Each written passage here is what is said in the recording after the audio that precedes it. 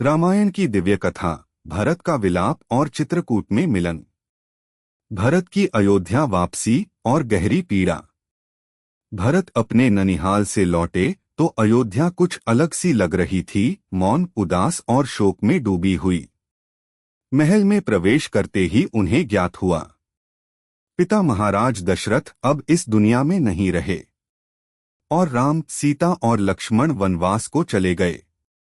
भरत का हृदय चीत्कार कर उठा, हे ईश्वर, यह क्या अनर्थ हो गया। मेरे प्रिय भ्राता राम, जो इस राज्य के उत्तराधिकारी थे, जिन्हें प्रजा देवता मानती है, वे आज वन में क्यों हैं।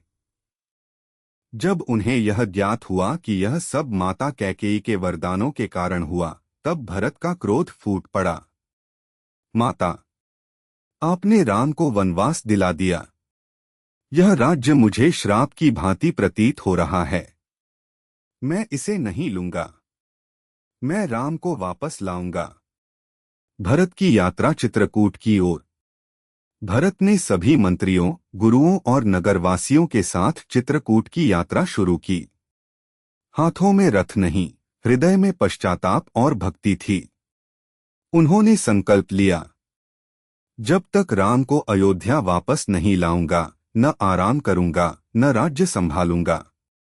चित्रकूट में मिलन, प्रेम, पीड़ा और धर्म की कसौटी।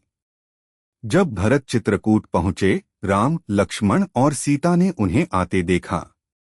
लक्ष्मण पहले थोड़ा क्रोधित हुए, सोचने लगे कहीं भरत राज्य लेने तो नहीं आए। पर जब भरत ने राम के चरणों में गिरकर अश्रुओं से कहा, भैया, मुझे क्षमा कीजिए, मैं इस राज्य का अधिकारी नहीं हूं। आप ही अयोध्या के राजा हैं। आइए, लौट चलिए। राम ने भरत को उठाया, गले लगाया और बोले, भरत, तुम मेरे लिए अयोध्या के प्रतीक हो। लेकिन एक बार दिया वचन और पिता की इच्छा, यह मर्यादा है। मैं 14 वर्ष तक वन में रहूंगा। भरत ने बहुत विनती की, पर राम अपने व्रत पर अटल रहे। राम की चरण पादुका प्रतीक बनी धर्म की।